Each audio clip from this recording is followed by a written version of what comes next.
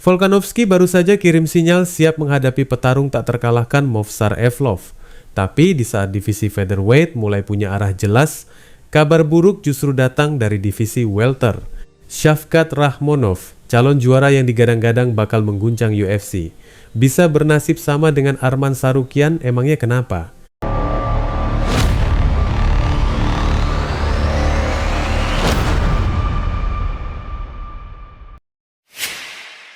I've got a responsibility. I talk about having a responsibility as a champion.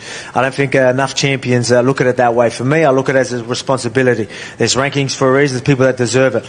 But I mean, if I'm just going to keep letting other people just cut the line, I'm not really doing my part. Teman-teman, kalau lo kira Volkanovski udah habis setelah kalah-kalah kemarin, UFC 325 jadi tamparan keras buat semua yang ngeraguin dia.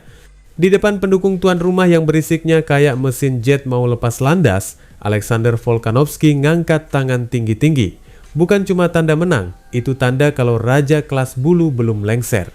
Di masa pemerintahan keduanya sebagai juara featherweight, ini adalah pertahanan gelar pertama dan dia lakuinnya dengan gaya khas yang bikin lawan frustrasi setengah mati.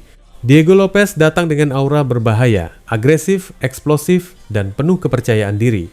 Banyak yang mikir gaya liar Lopez bisa bikin Volk kerepotan, tapi yang kejadian justru sebaliknya. The Great tampil kayak profesor yang lagi ngasih kuliah soal cara membungkam petarung agresif. Sejak ronde awal, Volkanovski udah kelihatan pegang kendali penuh atas tempo. Dia muter, geser, masuk keluar jarak kayak orang yang hafal banget peta ranjau di depannya. Lopez dipancing buat maju, buat nekan, buat buka ruang, dan setiap kali Lopez mulai overcommit, bam, counter Volk mendarat. Bukan tipe pukulan brutal yang bikin orang langsung tumbang, tapi akumulatif, presisi, dan nyiksa mental. Ini bukan pertarungan yang penuh drama knockdown atau darah di mana-mana. Ini pertarungan catur berdarah dingin. Dan Volk lagi-lagi buktiin kalau fight IQ dia itu level dewa. Dia tetap di luar jangkauan bahaya, bikin Lopez kerja keras tapi jarang benar-benar efektif.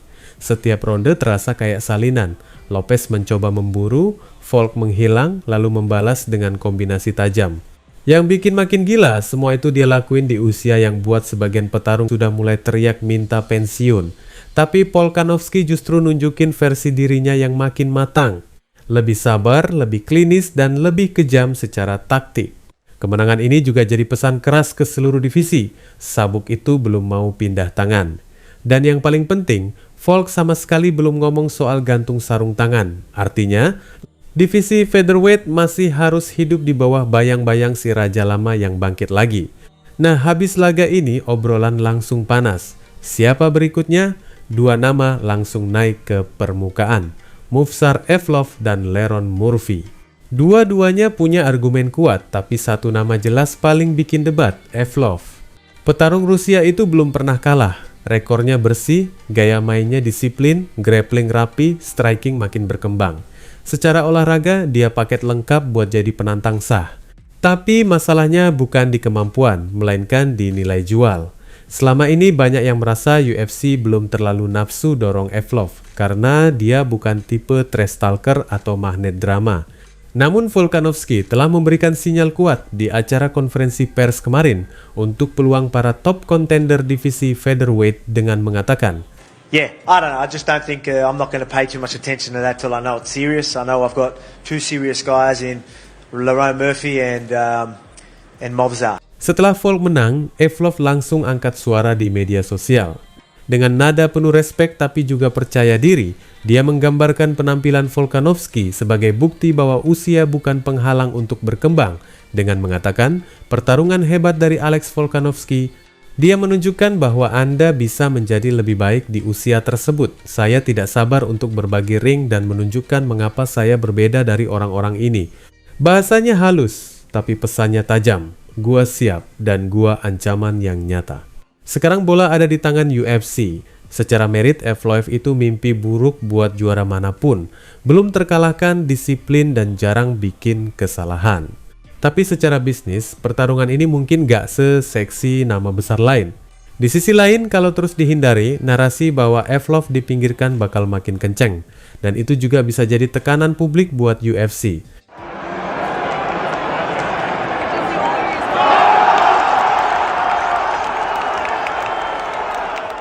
Beberapa waktu lalu, semuanya kelihatan kayak jalan tol tanpa macet.